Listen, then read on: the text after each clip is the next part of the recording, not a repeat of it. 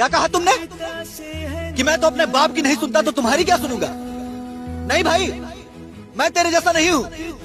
मैं तेरी जिंदगी भर नहीं सुनूंगा, लेकिन अपने बाप की जरूर सुनूंगा।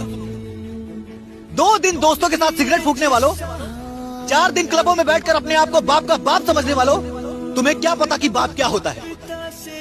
और अभी तुम्हें समझ में आएगा भी नहीं, क्योंकि फ्री का है ना। तुम जानते हो कि चाहे कुछ भी हो जाए, एक है ना हमारी ख्वाहिशों को पूरा करने वाला, हमारा पेट भरने वाला। तुम्हें कब समझ में आएगा पता है?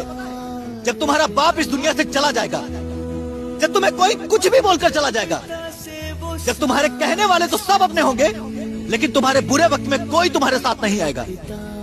जब तुम्हारा बेटा बड़ा होकर यही डायलॉग चिपकाएगा, तुम्हें तब समझ में आएगा।